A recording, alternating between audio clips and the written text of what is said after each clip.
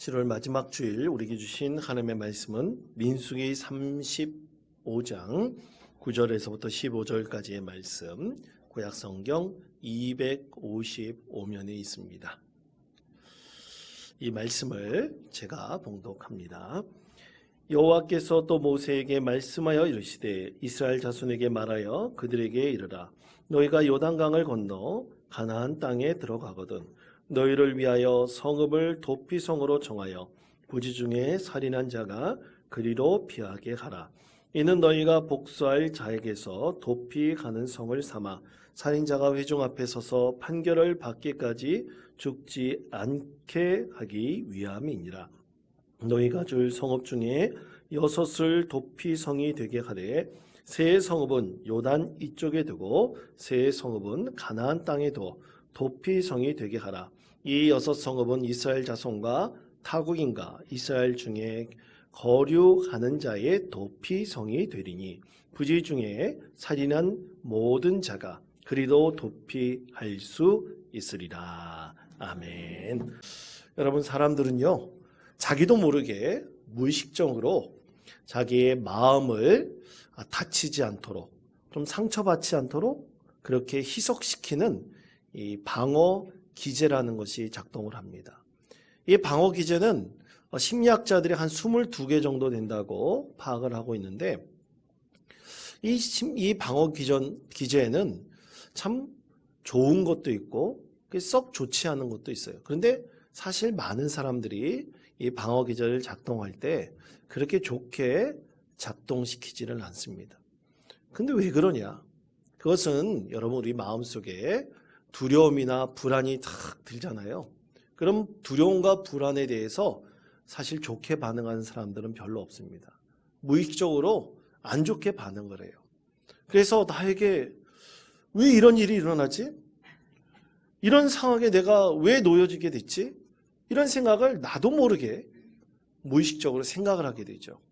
그러다 보면 그 상황을 좀 벗어나게 하기 위해서 우리는 그 상황에 대해서 부정하기도 합니다. 그리고 합리화시키기도 해요.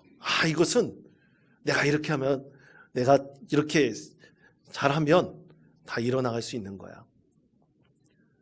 그냥 내가 좀 이렇게 했는데 그냥 이런 일이 일어난 거야. 괜찮아.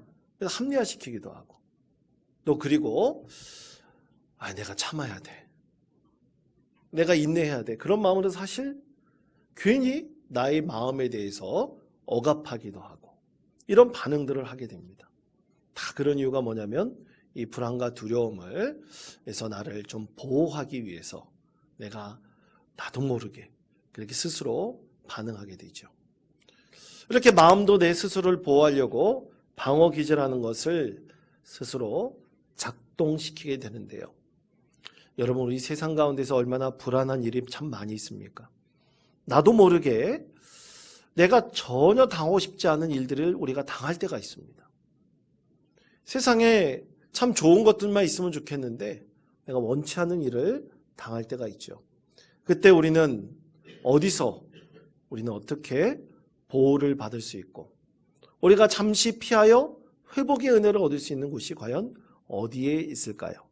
오늘 하나님께서는 그것에 대해서 도피성에 대해서 우리 오래전부터 성경 말씀 가운데 도피성을 하나님께서 마련해 놓으셨음을 우리에게 말씀하십니다. 이 도피성은 히브리어로 이르 미크란트라고 이렇게 발음을 합니다. 그 뜻은 받아들이는 성읍이란 뜻이에요. 무슨 성읍이라고요? 받아들이는 성읍. 쫓는 성읍이 아니라 받아들이는 성읍입니다.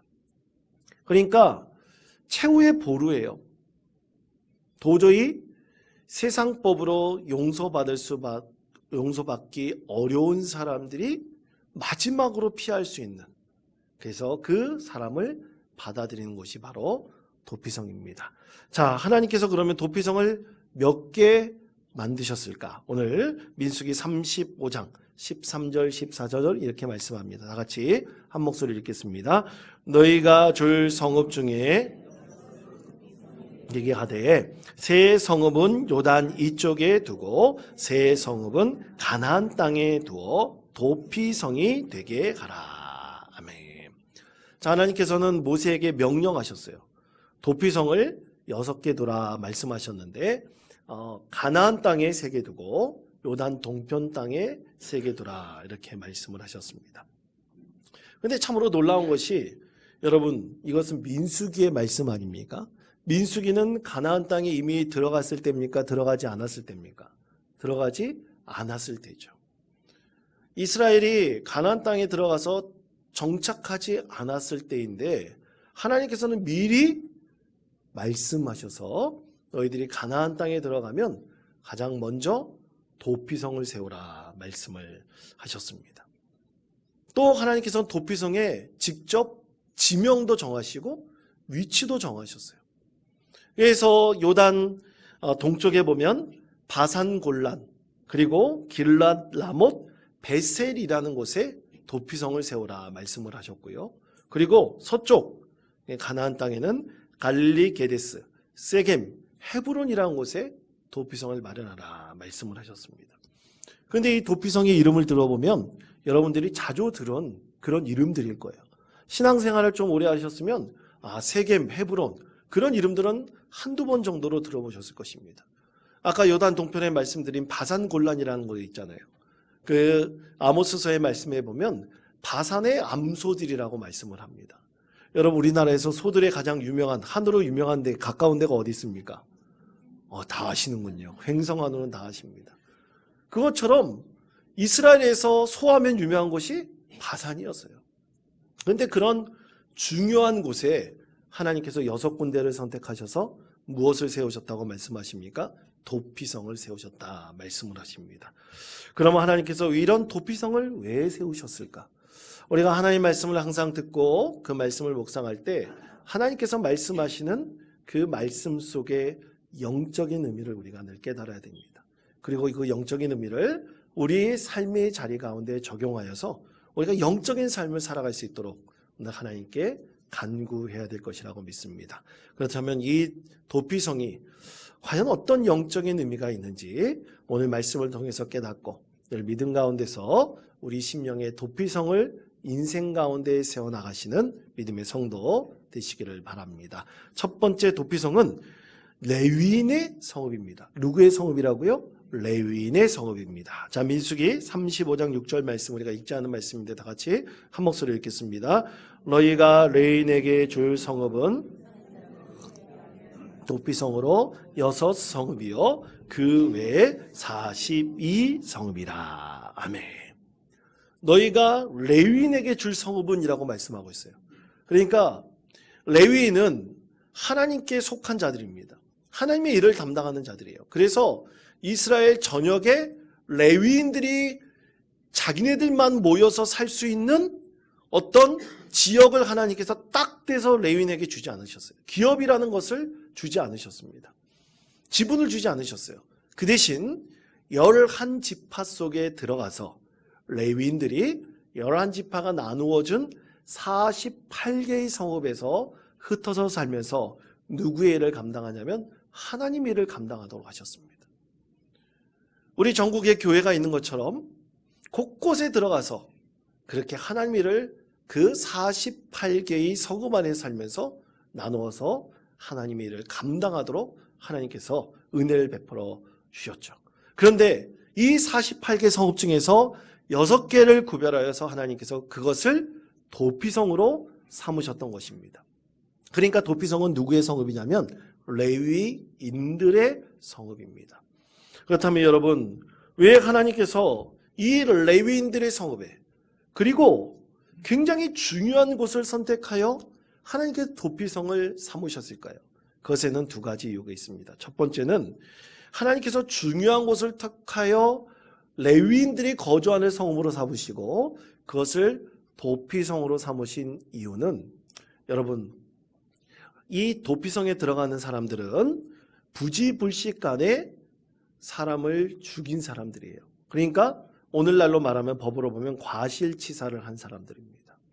그런데 당시에 이스라엘뿐만 아니라 고대 근동에는 관습적으로 행해지는 법이 하나 있었는데 그것을 가리켜 보복법이라고 합니다. 무슨 법이라고요? 보복법. 그러니까 이에는 인, 눈에는 눈으로 보복할 수 있는 법이 통용되고 있었어요.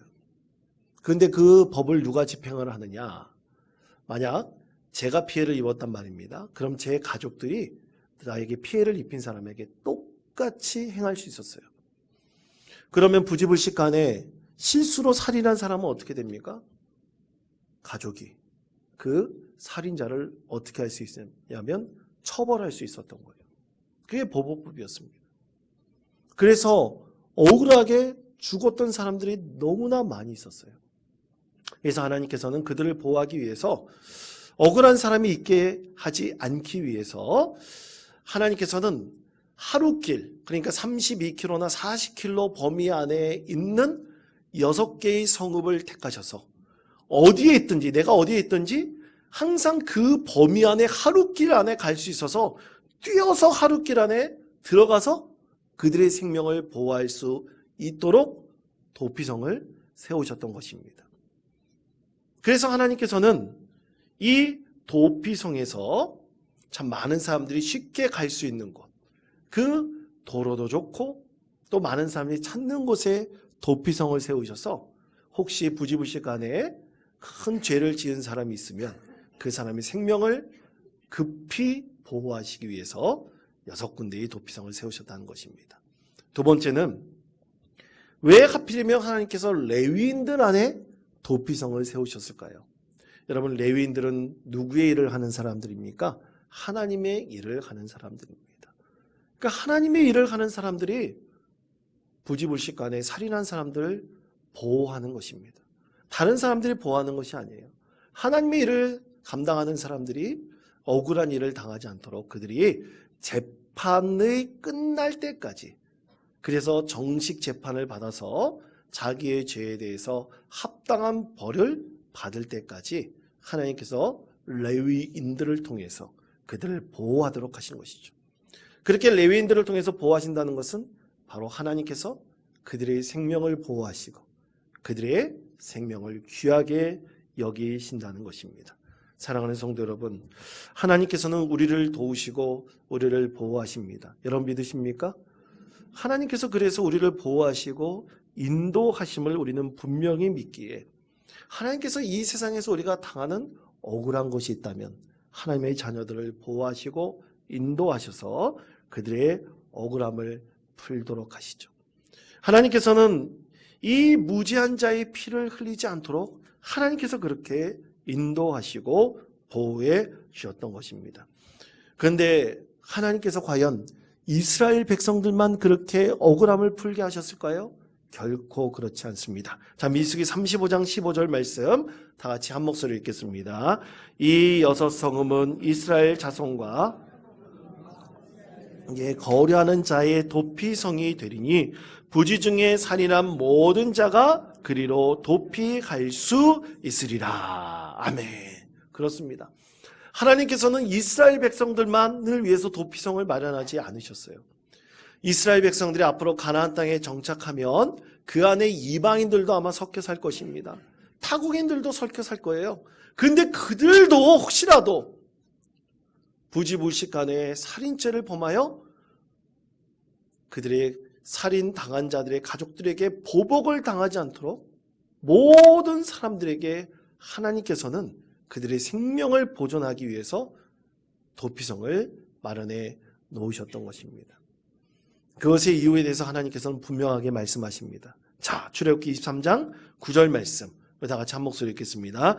너는 이방 나그네를 압제하지 말라. 너희가 애굽 땅에서 나그네 되었었은즉 나그네의 사정을 아느니라. 아멘. 자, 신명기 10장 19절 말씀입니다. 함께 읽겠습니다. 너희는 나그네를 사랑하라. 전에 너희도 애굽 땅에서 나그네 되었음이니라. 아멘. 그렇습니다. 이스라엘 백성들이 하나님께서 주신 가나안 땅이 없을 때 애굽 땅에서 400년 동안 나그네 살면서 엄청난 서름을 당했습니다. 많은 핍박을 당했습니다.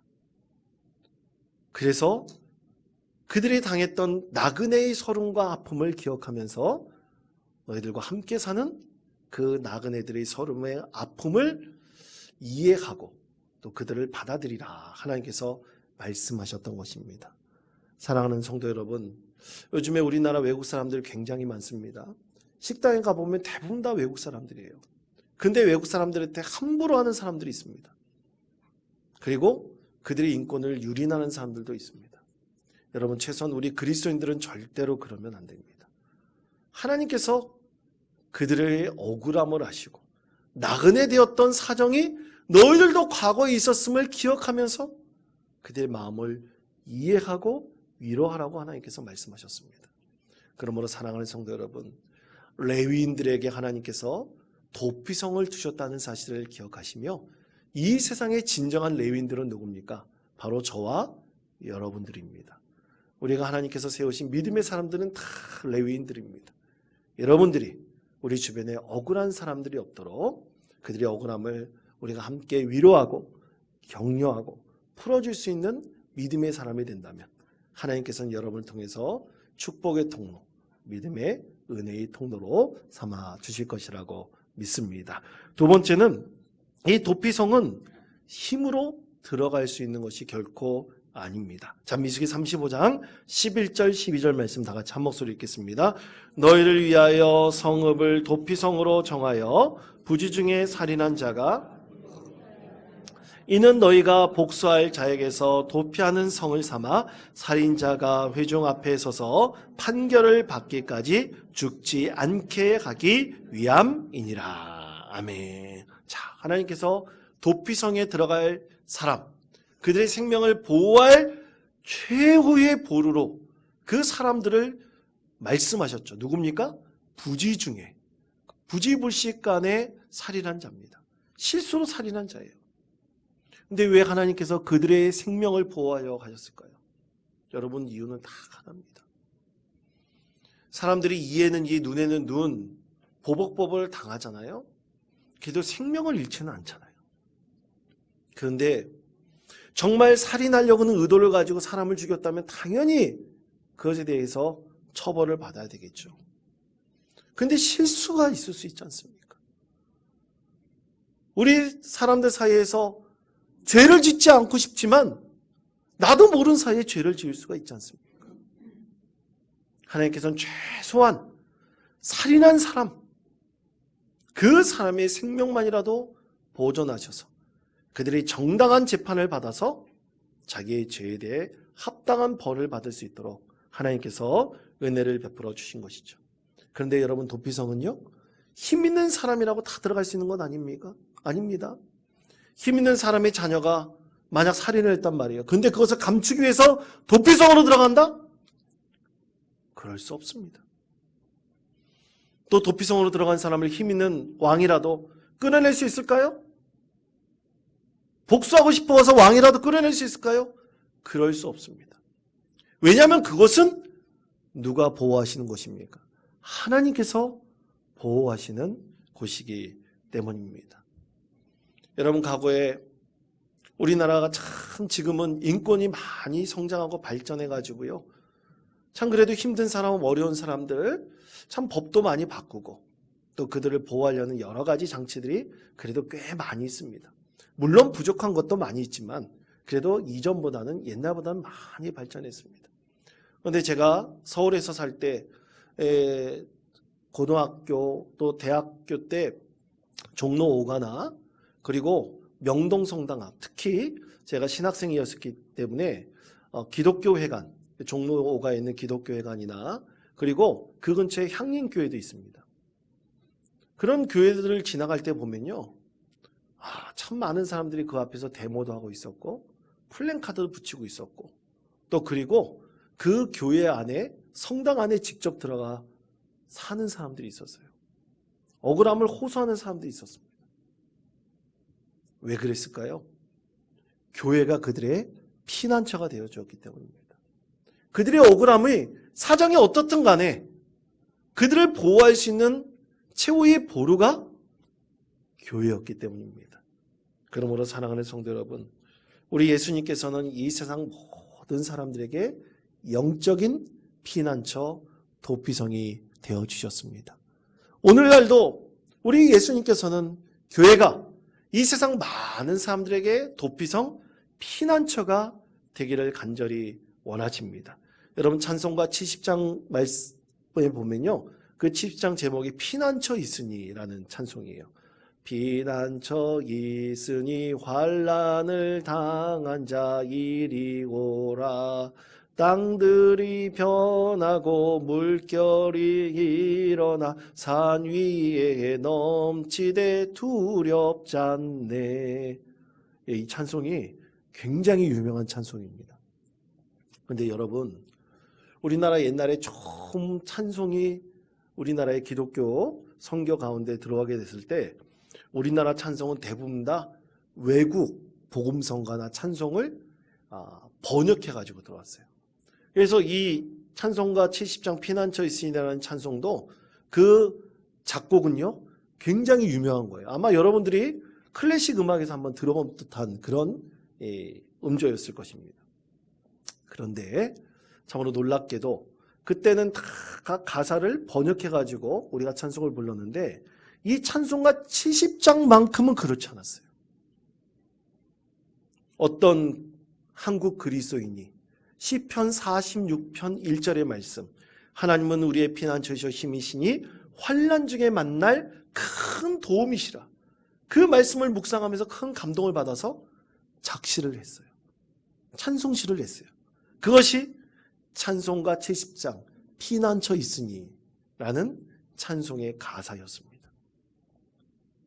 그런데 우리나라 최초의 찬송가가 1908년에 만들어졌어요.